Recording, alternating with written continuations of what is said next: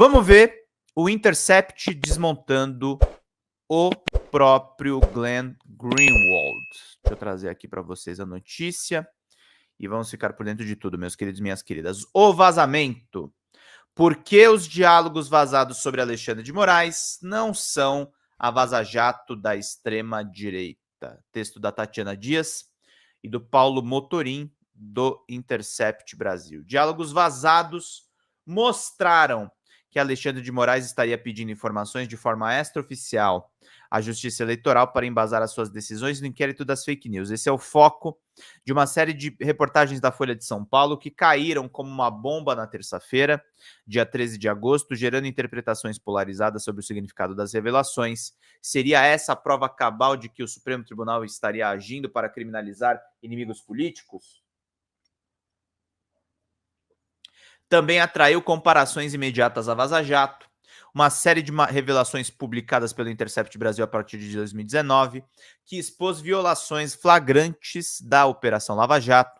Como o assunto é extremamente técnico e legalista, conversamos com especialistas para ajudar a entender o caso. As reportagens da Folha de São Paulo afirmam que o gabinete de Moraes solicitou informações à Assessoria Especial de Enfrentamento à Desinformação, a AED, órgão do TSE, responsável por elaborar relatórios sobre fake news eleitoral, em pelo menos 2 dezenas de casos, de forma extraoficial. Em um dos casos descritos, o juiz Ayrton Vieira, assessor de Moraes no Supremo Tribunal Federal, enviou um áudio a Eduardo Tagliaferro, então chefe da AED. Na gravação, Vieira afirmou que Moraes cismou e pediu alterações em um relatório para satisfazer a sua excelência. O caso em questão eram postagens de Rodrigo Constantino. 2 dias depois, Vieira e Moraes assinaram uma ordem judicial pedindo a derrubada de contas das redes sociais de Constantino e de Paulo Figueiredo, influenciador de direita influenciador de extrema-direita da Jovem Pan. 9 dias depois, o Brasil assistiria à tentativa de golpe em 8 de janeiro de 2023. O colunista da Folha, Bruno Bogosian, reconhece que a movimentação de Moraes foi a única defesa consistente da democracia brasileira naquele período, mas, para ele, a decisão de queimar etapas em segredo e simular passos desse processo indica que Moraes escolheu ignorar alguns limites à sua própria autoridade. A série de reportagens foi rapidamente apelidada de Vaza-Toga pelo site antagonista. O apelido até agora só pegou por lá. Em poucas horas motivou pedidos de impeachment de Moraes. Um dos que se manifestaram mais calorosamente foi, não por acaso, o ex-procurador Deltan Dallagnol, que não perdeu tempo em fazer uma comparação. Ele disse que as novas revelações são 1000 vezes pior do que a Vaza Jato. A associação com a Vaza Jato foi feita de forma imediata não só por Deltan Dallagnol e veículos de direita, mas por parte da imprensa corporativa também. Primeiro porque Glenn Greenwald, jornalista que saiu do Intercept Brasil em novembro de 2020 e que participou da Vaza Jato, é coautor da reportagem da Folha. Segundo porque as reportagens estão sendo apresentadas por alguns como um conluio de uma justiça empenhada em criminalizar seus inimigos políticos, o que superficialmente parece se assemelhar ao que foi mostrado na Vaza Jato, o trumpista Verdevaldo, né, Zé Luiz? Assim como Lula havia sido preso injustamente, como se comprovou, também interessa aos bolsonaristas uma anistia ampla, depois que muitos foram presos e implicados criminalmente após os atos de 8 de janeiro. Mas o consenso entre especialistas jurídicos com quem conversamos é que o caso não tem nada a ver com o outro. Porque o caso de Alexandre de Moraes não é comparável com a Lava Jato. Vamos entender aqui direitinho para ficar por dentro de tudo, meus queridos e minhas queridas. Logo de saída, é preciso entender a natureza das investigações e o fato de que a justiça eleitoral é um sistema diferente da justiça criminal, com algumas peculiaridades muito importantes. A Lava Jato foi um conjunto de investigações conduzidas no Ministério Público e na Procuradoria-Geral da República, mas, como revelamos, os procuradores seguiam ordens do então juiz Sérgio Moro, que seria responsável para julgar o caso. Moro apressou a operação, sugeriu que os procuradores mudassem a ordem das fases, deu conselhos, sugeriu dicas e testemunhas, agiu como chefe do então procurador Deltan Dallagnol, se intrometeu no trabalho do Ministério Público Federal, atuando como uma espécie de assistente informal de acusação, e fez o que é proibido no sistema de justiça brasileiro. Ele confundiu as figuras de julgador e de acusação.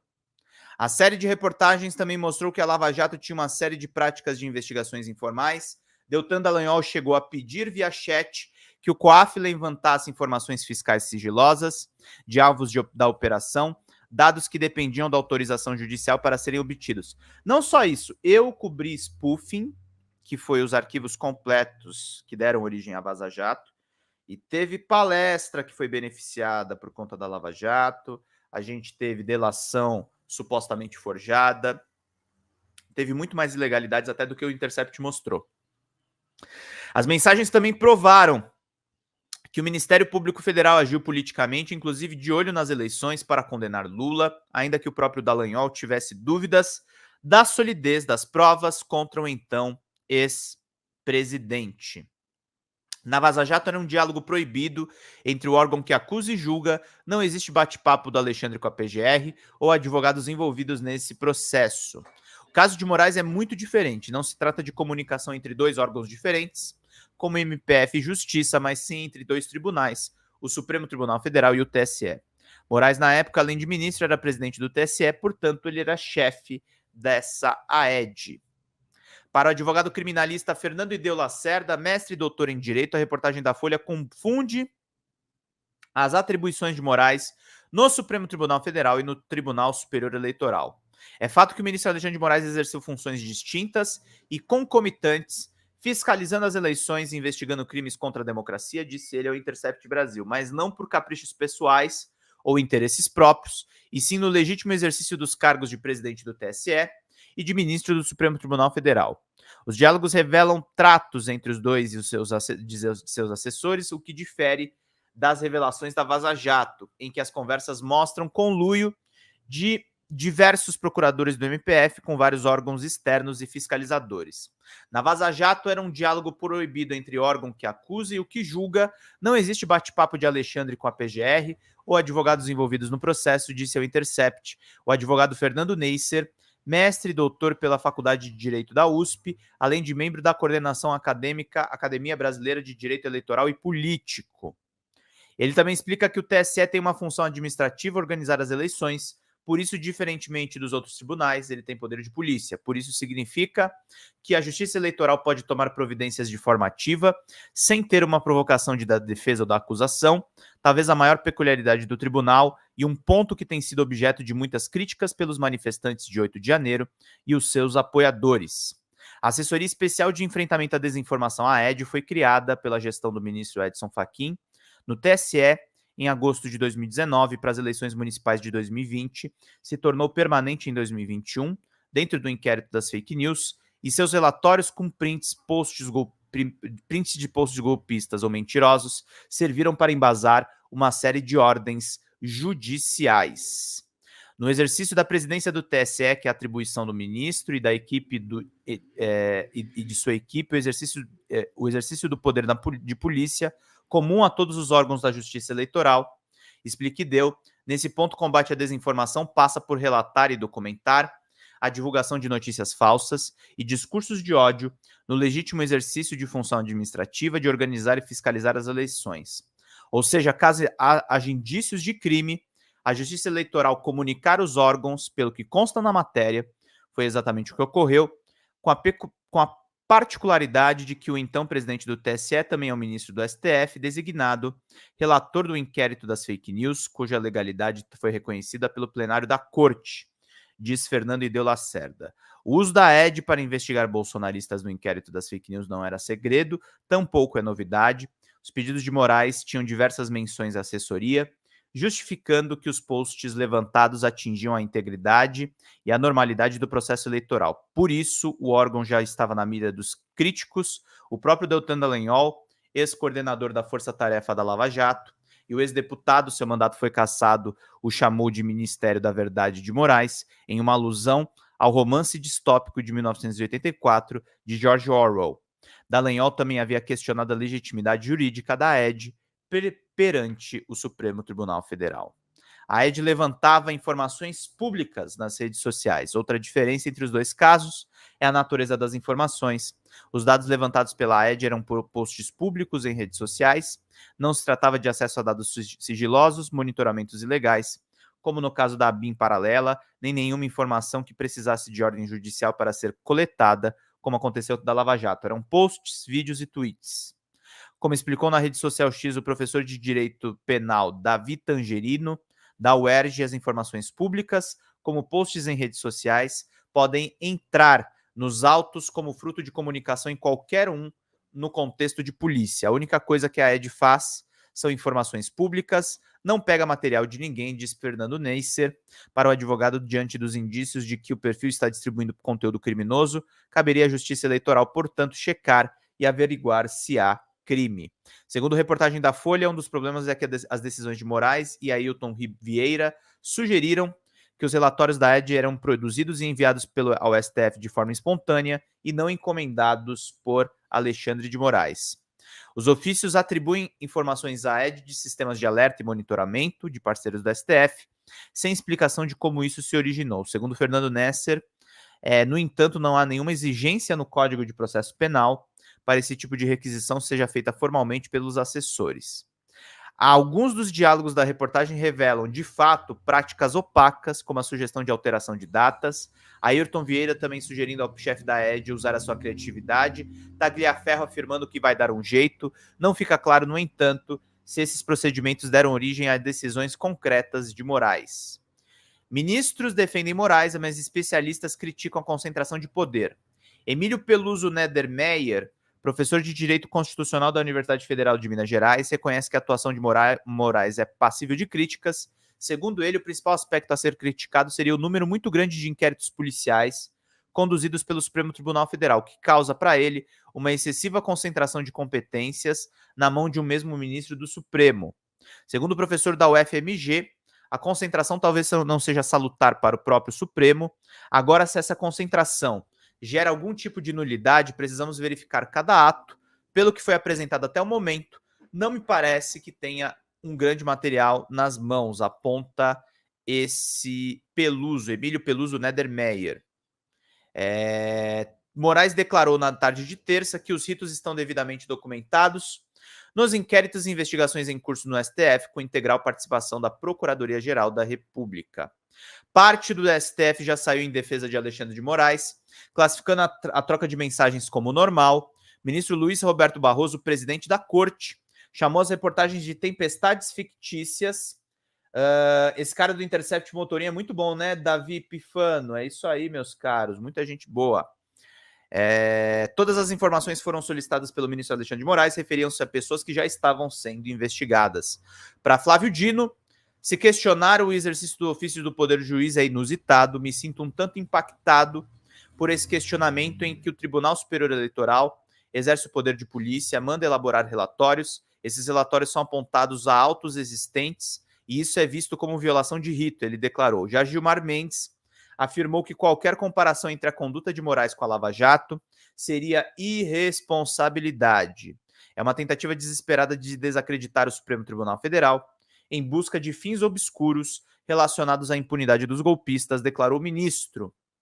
A ofensiva da extrema-direita para anistiar envolvidos com golpismo. O contexto da reportagem publicada pela Folha é uma ofensiva que se arrasta por meses contra o STF brasileiro, em especial Alexandre de Moraes, com alegações de uma censura indevida e ilegal do judiciário brasileiro, a chamada ditadura do Xandão. No início de abril, Elon Musk armou o circo em seu Twitter Files. Os arquivos divulgados pela empresa mostram seus advogados reclamando das ordens de Moraes, que pediu bloqueio de contas envolvidas em manifestações golpistas. Depois, o próprio Musk tuitou contra Moraes, mobilizando Bolsonaro pai e Eduardo, além de Nicolas Ferreira, Paulo Figueiredo e Alan dos Santos, entre outros do movimento bolsonarista. A extrema-direita tenta emplacar o PL da anistia e já apresentou mais de 20 pedidos de impeachment contra Moraes. Com a extrema-direita mobilizada, Musk usou sua rede para peitar uma ordem judicial do Supremo brasileiro, o que é ilegal, segundo o Marco Civil da Internet, e pedir o impeachment de Alexandre de Moraes, ecoando um pedido recorrente de manifestantes do 8 de janeiro. O ministro acabou incluindo o bilionário no inquérito das milícias digitais. Poucos dias depois, foi a vez do Comitê Judiciário da Câmara de Representantes dos Estados Unidos, recheado de republicanos trumpistas, que divulgou decisões sigilosas do Supremo Tribunal Federal do Brasil, relacionadas ao X, o antigo Twitter, e outras redes sociais. O relatório, de 513 páginas, foi intitulado Ataque à Liberdade de Expressão no Exterior e o Silêncio da Administração Biden, o caso do Brasil. Fruto da entrega dos documentos pelo X, o documento tinha como objetivo político claro pintar um cenário de censura no Brasil para atacar Joe Biden, então oponente de Donald Trump nas eleições dos Estados Unidos. O documento não provocou nenhuma mudança concreta, mas ajudou a inflamar os ânimos dos bolsonaristas que têm se organizado para emplacar um PL para iniciar os condenados pelos atos golpistas de 2023. Ainda há a lista de 2 dezenas de pedidos de impeachment de Alexandre de Moraes, que agora ganhará mais um e será apresentado na esteira da reportagem da Folha. O jornal chegou a sugerir em manchete nesta quinta-feira que os diálogos abrem brechas para uma solicitação de nulidade de provas, ainda que o próprio texto reconheça que especialistas divergem dessa interpretação. O professor Emílio Meyer também é cauteloso sobre a possibilidade de anistia para Bolsonaro e dos acusados da tentativa de golpe. As responsabilizações que vierem relativas à tentativa de golpe ainda estão sendo materializadas naqueles fatos claros. Os ataques às praças de justiça e poderes, as câmeras de segurança, as imagens das câmeras, as participações que renderam prisões imediatas. O Intercept desconstruiu Moraes, tá? O Glenn Greenwald, tá, gente? Nessa matéria aqui. É isso que está por trás de todo esse texto que eu li aqui. Fala, pessoal da Folha Democrata, aqui é Pedro Zambarda, editor do canal aqui e também do site da Folha Democrata. Estamos em uma nova campanha de Pix, gente. O nosso canal voltou a ser demonetizado, mas nós ainda estamos enfrentando burocracias dentro do YouTube. Então a gente pede para vocês contribuírem no Pix, diretamente no Pix, gente. Faz um depósito lá no nosso Pix, você nem precisa usar o cartão de crédito, você pode fazer o Pix além das nossas metas por live, que é de R$100 no Pix. Vocês podem ajudar em folhademocrata@gmail.com. Essa contribuição no nosso Pix é necessária para pagar o salário dos trabalhadores aqui da Folha Democrata, como o meu salário e o salário também do nosso editor de cortes de vídeo, o Gabriel. Então é necessário a gente fazer essa campanha de arrecadação, gente. Folha Democrata é um canal novo que surgiu nessa era democrática de governo Lula 3 e a gente precisa do seu apoio para continuar fazendo esse trabalho. Gente, muito obrigado pela paciência, pela colaboração de vocês e contribuam. R$20 de Pix, vocês ganham livros aqui no nosso canal, que estão disponíveis aqui. Basta você fazer a sua contribuição e depois mandar e-mail com o pedido de qual dos 3 livros, temos ainda um 4º livro para a gente dar de presente, no folhademocrata@gmail.com ou no pedrozambarda@gmail.com. E quem mandar 80 pilas no Pix ganha um curso de roteiro de comédia com a Xanda Fontes, a nossa sócia. Gente, vida longa e próspera, gente, não próxima. Longa e próspera. Cuidem-se, cuidem dos seus. Até mais. Tchau, tchau.